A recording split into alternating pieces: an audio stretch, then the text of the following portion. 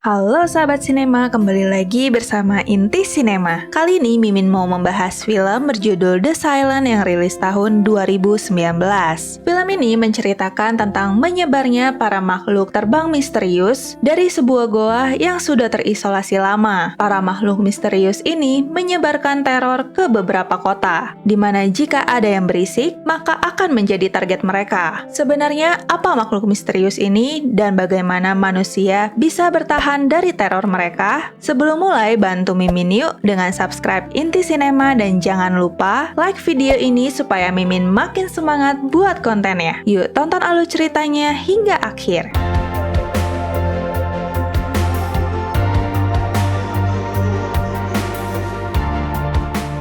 Film diawali dengan beberapa ilmuwan yang sedang melakukan ekspedisi di sebuah goa yang belum pernah dijamah oleh siapapun. Tiba-tiba saja muncul banyak makhluk bersayap yang kemudian menyerang mereka. Kalian tahu nggak ya kira-kira itu makhluk apa? Terlihat seperti kelelawar ya. Entah sebenarnya apa makhluk bersayap itu, tapi dari sinilah semua bencana bermula. Beralih ke kota New York, ada seorang gadis bernama Ellie. Ia menjadi tunarungu sejak 3 tahun lalu dikarenakan sebuah kecelakaan. Tetapi hebatnya, dia cepat beradaptasi dengan kondisinya. Sebenarnya tak jarang ia mendapat ejekan dari orang-orang di sekitarnya. Di tempat lain, ada 3 orang yang sedang berdiskusi tentang proyek saluran air. Salah satu dari mereka adalah ayah Ellie bernama Hughes. Kemudian ada juga teman Hughes sekaligus rekannya bernama Glenn. Setelah selesai berdiskusi, istrinya yang bernama Kelly meneleponnya. Istrinya memberitahu bahwa putri mereka yaitu Ellie kembali diejek oleh teman-temannya di sekolah. Bisa dibilang kejadian ini memang sudah pernah terjadi berkali-kali. Mereka khawatir hal itu dapat mempengaruhi kesehatan mental Ellie. Untungnya, Ellie masih memiliki seorang teman sekaligus gebetannya yang tidak mempedulikan kekurangannya. Ia bernama Rob. Sesampainya di rumah, Ellie disambut dengan hangat oleh keluarganya yaitu Jude adiknya, Lynn neneknya, dan juga Kelly ibunya. Ellie memiliki keluarga yang harmonis dan sangat menyayanginya. Mereka juga sangat memperhatikan Ellie. Bahkan mereka semua belajar bahasa isyarat agar bisa berkomunikasi dengan Ellie.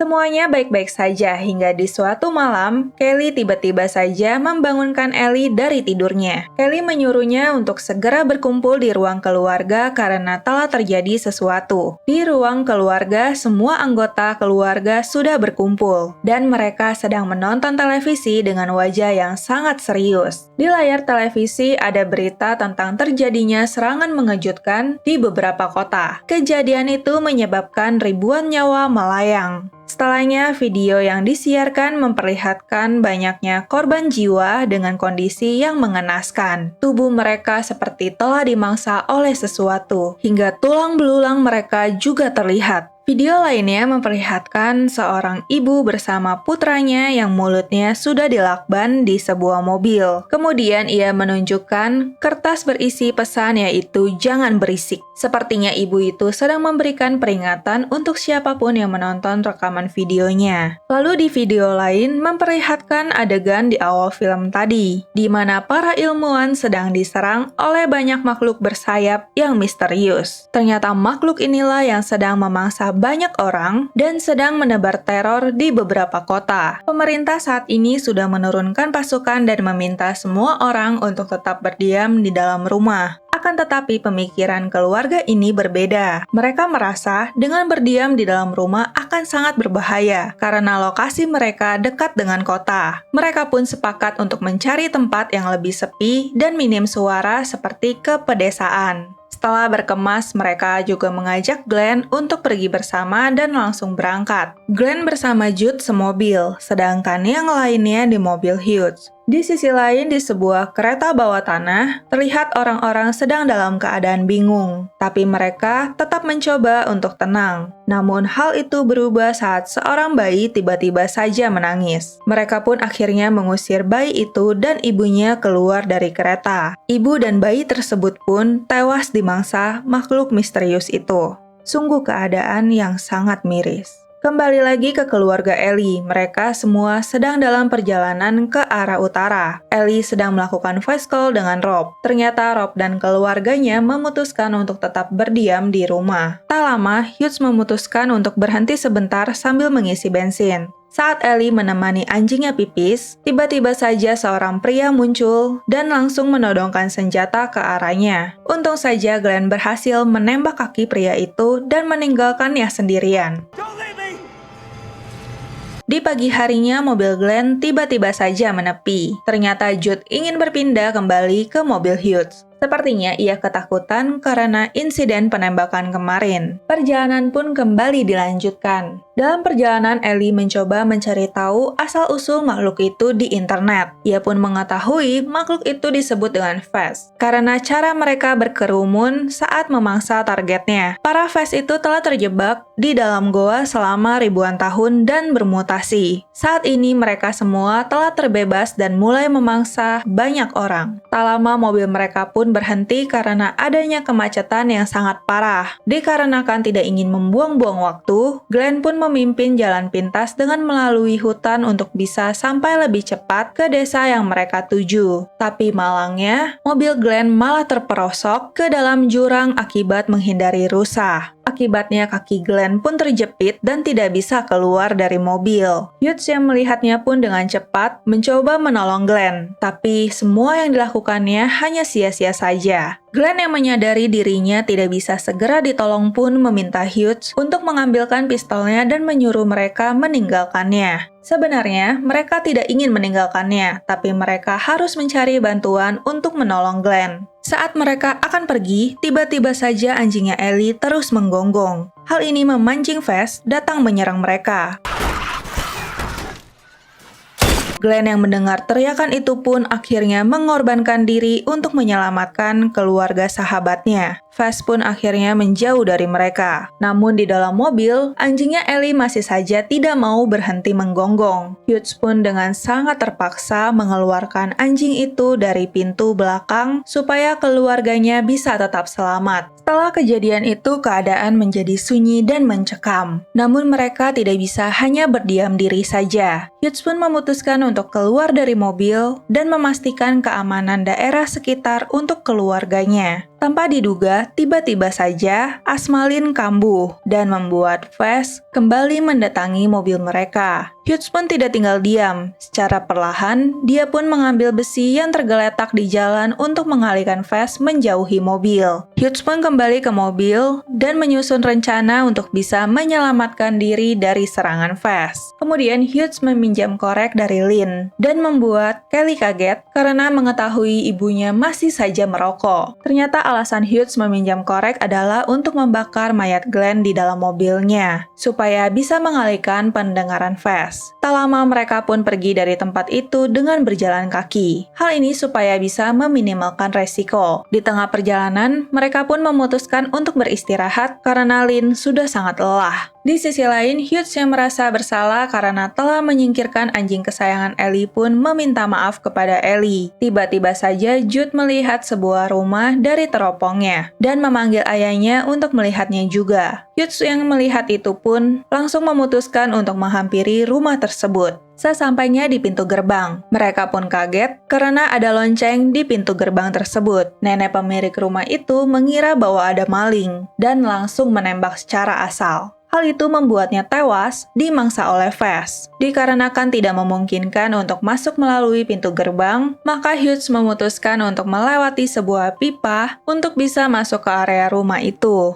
Setelah memastikan rumah itu aman untuk keluarganya, Hughes pun memberikan arahan kepada keluarganya untuk melewati jalur masuknya tadi agar bisa berlindung di rumah itu. Sayangnya, di dalam pipa itu ternyata ada seekor ular tepat di depan muka Jude. Akibatnya, Vess pun memasuki pipa itu dan ular itu pun tewas dimangsa Vess. Sialnya, ternyata kaki Kelly tergigit oleh Vess dan terluka. Beruntungnya, Hughes bertindak cepat dengan menyalakan mesin penggiling dan berhasil memancing Vess. Mereka pun akhirnya berhasil masuk ke dalam rumah dan segera memberikan pertolongan pertama untuk luka Kelly. Di sisi lain, Ellie sedang menangis karena melihat keadaan Rob yang sedang terancam. Ternyata orang tua Rob sudah tiada. Tiba-tiba saja video call tersebut terputus. Keesokan harinya, Lynn meminta Hughes dan Ellie mencari antibiotik untuk Kelly supaya kakinya tidak semakin terinfeksi. Akhirnya Hughes dan Ellie pun memutuskan untuk pergi dan membawa beberapa alat untuk bisa berjaga-jaga dari serangan Fast. Dalam perjalanan itu terdapat pemandangan mengerikan dari beberapa korban yang tergeletak. Namun sepertinya itu bukan akibat serangan Fast, karena ada luka sayatan di leher mereka dan ada sebuah tulisan. Hal ini berarti ada pihak yang telah menyingkirkan mereka. Kira-kira ulah siapa ya? Mereka pun telah berhasil sampai di kota dan menemukan sebuah apotik. Kemudian mereka masuk dari pintu belakang dan kaget karena melihat beberapa orang yang sudah tewas karena serangan Fast. Tanpa membuang waktu, mereka segera mencari obat yang dibutuhkan Kelly. Namun karena Ellie sangat penasaran dengan apa yang ada di dalam tubuh korban, ia pun melihat lebih dekat dan ternyata di dalam tubuh korban ada telur-telur dari Fast yang akan menetas. Ellie yang terkena cairan dari telur itu pun secara spontan teriak. Hal itu membuat para Fast datang untuk melindungi telur-telurnya. Untungnya Hughes bisa menenangkan Ellie dan memintanya mengoperkan kain pel secara perlahan kepadanya. Setelah mendapatkan kain pel itu, Hughes pun membakar kain pel itu supaya alarm kebakaran berbunyi dan mengalihkan pendengaran Fast. Tanpa disadari ada seorang lelaki yang mengawasi mereka sedari tadi. Mereka pun berhasil keluar dari apotik itu. Namun tiba-tiba saja seorang lelaki tadi menghampiri mereka. Melalui tulisan di bukunya, ia mengaku sebagai pendeta dan mengajak mereka bergabung dengan jemaat sunyinya. Merasa orang itu aneh, Hughes pun mengajak Ellie meninggalkan orang itu.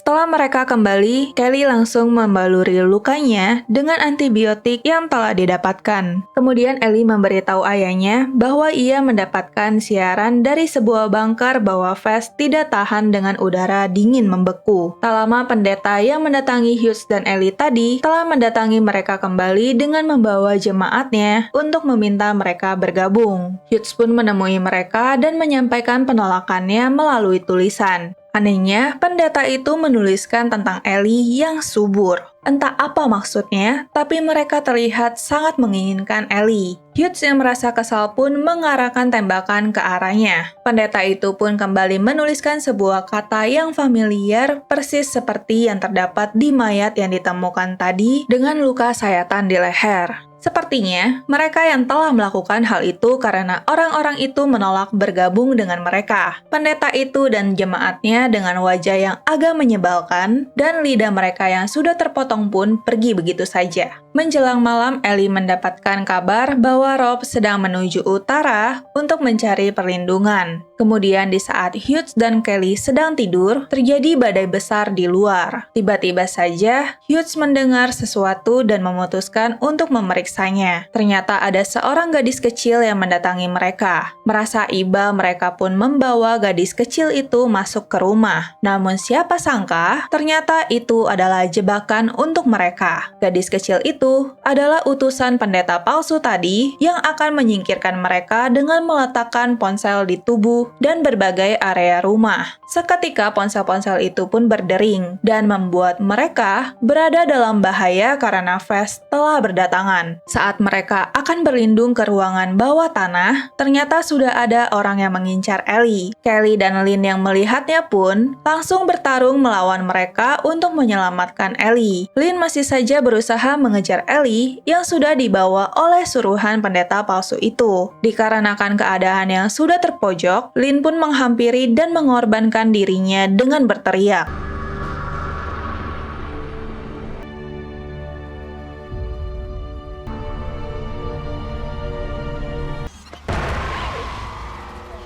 Hughes dan Kelly yang tidak terima atas perbuatan pendeta itu pun kembali menyerang mereka dengan peralatan tempur yang mereka punya.